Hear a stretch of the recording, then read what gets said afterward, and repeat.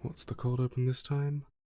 Pokemon Go to the... No! The year is 2016, Pokemon Go is here, the world is overrun by people trying to find a Snorlax in Central Park. What a time. 2 years later, Pokemon decides to reveal not only a new mythical Pokemon, but the first evolving mythical Pokemon.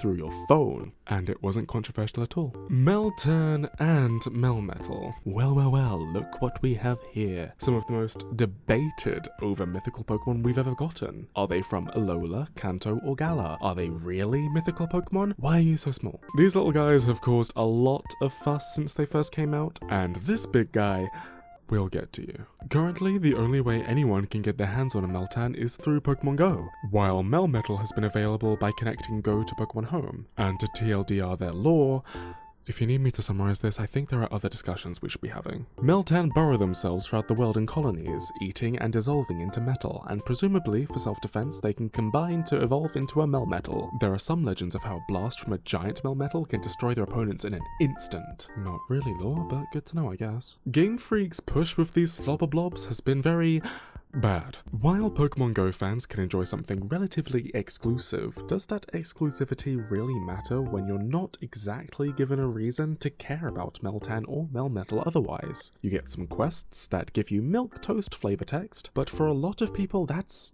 not really enough. So I'll get my pen, I'll get my notebook, and let's get to work. Meltan isn't really our focus here, but in essence, they're nuts with a baby mercury body or some other kind of liquid metal. For something more substantial, we're looking at you. Melmetal is deceivingly interesting, considering they don't have a region tying them down. From the giant metal fists, to the giant cyclops head, all the way to how and why there are so many of these things. There is one Celtic Irish legend that seems to fit all of this blob into one nice package with a nice little ribbon on top. To give a quick brief on what I mean, and what Irish legends in particular, the Book of Invasion speaks of 6 settler groups throughout ancient history. These are called the cycles of Irish mythology. The Césaire, the Pathalonians, the Nemedians, the Firbolg, the Tuatha De Danann, and the Milesians. There is, however, one group of invaders here who are missing, the Fomorians. They were giant, disfigured invaders from the sea's depths, who were often monstrous antagonists in Irish legend. Their very name is synonymous with plague or disease in Old Irish. They were ruled by Balor of the Evil Eye, a tyrant who was able to kill with just his lethal gaze. It was he who led armies that thwarted previous reigning settlers in Ireland, only to finally be thwarted by the Tuatha De Danann. These battles are described in the Catmagatúrad, split into the first and second battles of Magturad. The first saga describes how the Tuatha De Danann took Ireland from the Firbolg.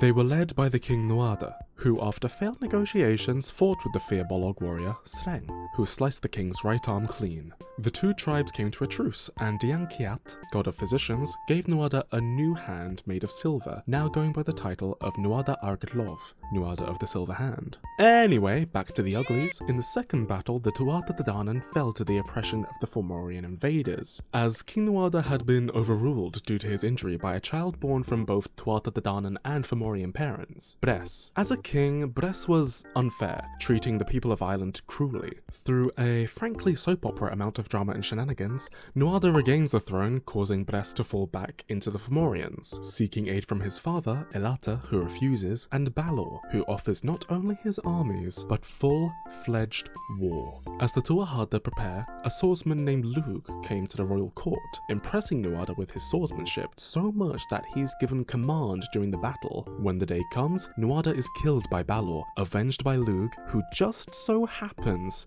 to be Balor's grandson. See, I told you, it's proper Hollyoaks. This story is just one interpretation of who Fomorians were. However, some believe they were simply giant manifestations of natural disasters, while some believe this was a case of prejudice amongst ancient Irish settlers. Either way, Melmetal is a surprisingly comprehensive amalgamation of all of these concepts, even down to Nuada's Iron Fist. So with that said, I think I've got a pretty strong basis for not only lore for these two dolts, but justify them a bit more in the world given not only their scarcity, but the very nature of their existence in the franchise. Now, where did I put that? Oh, there it is. The tape. Thank God. I was worried for a second. I hate losing these things. They're so expensive to make. Oh, it's starting.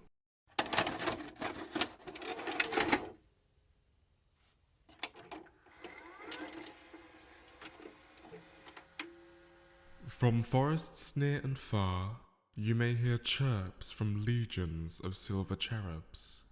Unlike fairies or common creatures, their numbers grew not through normal means, for their bodies were not normal bodies, but they take in the lost trinkets of adventurers past, consume them, split, and would mold new comrades ready to accompany them on their journeys, complete with a metal crown to see from, a race known to never stay too long, a race known to fight for their just place.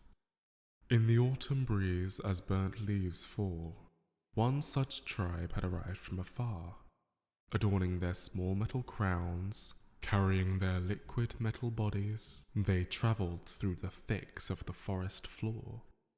Leading this gentle march was their young but just king, an equally gentle giant who wore the largest amongst their crowns. They were built firm, sturdy.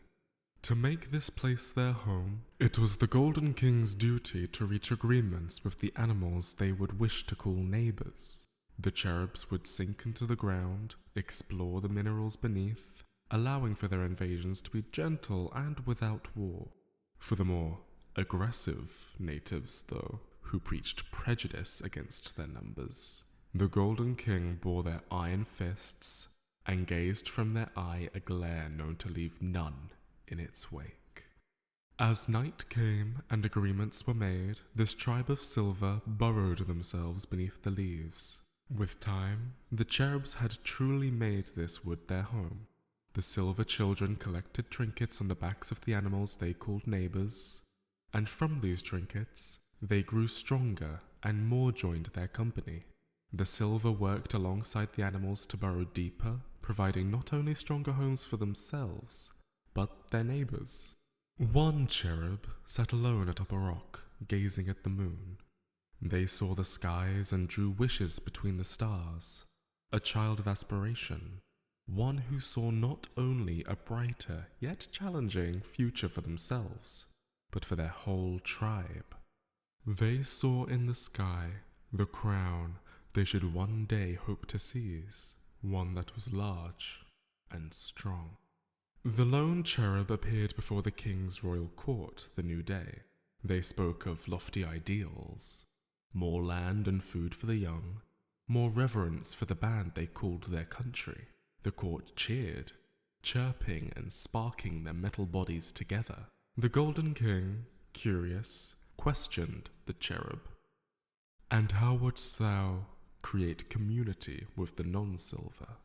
The court silenced. The loner responded, "I would not." The world this cherub described was prosperous for the silver, and the silver alone.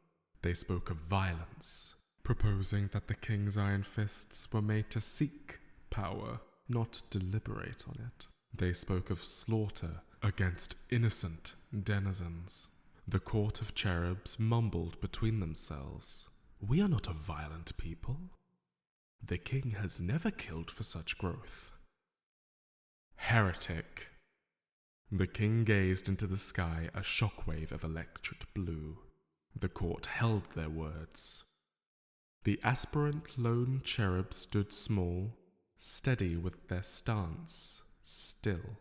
The king offered unto them a choice: learn from the wilds, tolerance, or know that this was not a welcome home to such thought, alone.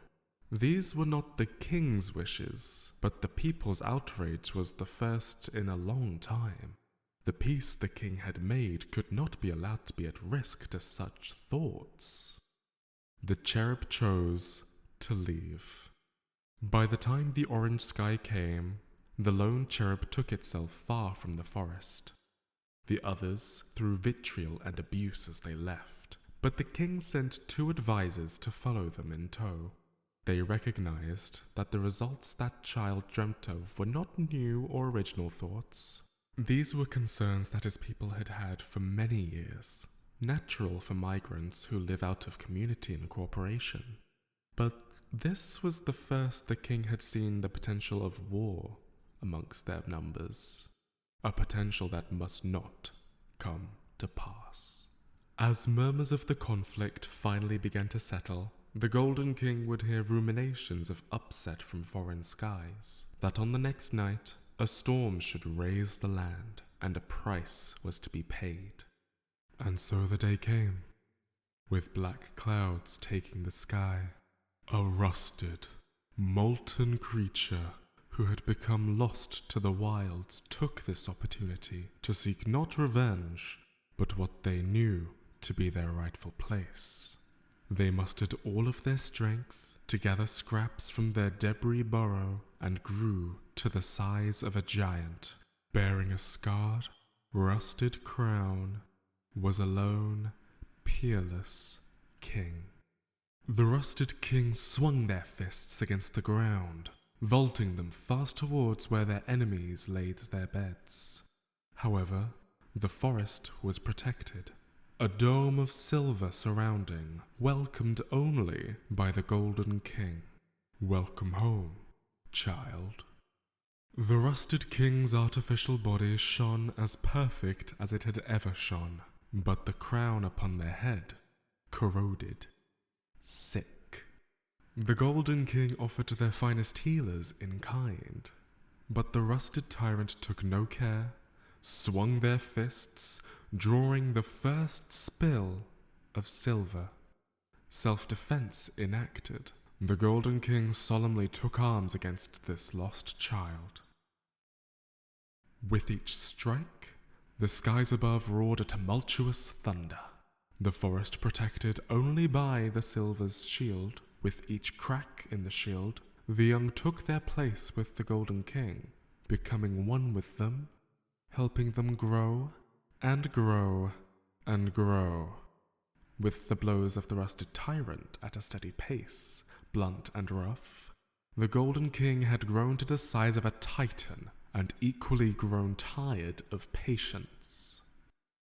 The thunder would strike their bodies, scarring and tearing them, and with each hit, the rusted tyrant's body would melt, with no people with them to fight the good fight. The Golden King asked the rusted tyrant one final time, "Child, do you now see how the vision of violence brought only strife? Tell me now, how wouldst thou create community with the non-silver, as it was because of them that we could defend ourselves?" As the rusted tyrant hit the floor, they noticed how the animals would ferry the lost silver cherubs towards the Golden King, emboldening their cause, for it was their home it threatened in the first place. The rusted tyrant screamed, frustrated, alone. Their right arm slid from their body. No soul to keep it attached. But the young silver cherubs took themselves from the Golden King's body, consuming the lost metal arm. And as the clouds dissipated, to reveal a beautiful blue, and the Golden King met the rusted child on even ground, new cherubs were born. Ashamed from this plight, the Golden King agreed to migrate the tribe towards the next part of their journey. Though the animals were crestfallen, they understood the trauma this fight caused to the land. They filled their burrows, they said their farewells, and though once misguided, a newly polished partisan and Golden King would lead their silver cherubs towards a stronger tomorrow, demonstrating not only their trust in their community, but their respect for the land in tow.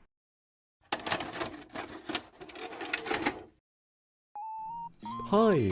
I hope you enjoyed the story. When I started this video, I definitely wasn't expecting to end up in Ireland, but it's been fun learning more about not only these myths, but the history. The one thing that I wanted to try and make sense of with this story was why they made Balor a metal titan in particular, but I think I'm just gonna chalk that up to type diversity at this point. Sorry about my old Irish pronunciations, by the way. Even classicists I researched couldn't decide. As always, I'm just a guy with an internet connection, so don't expect me to be right, but don't expect me to be wrong either. I won't like that. Feel free to throw in the comments any other Pokemon stories you'd like me to dive into. Make sure to subscribe to see if I get around to it, and maybe, just maybe, we can see each other again.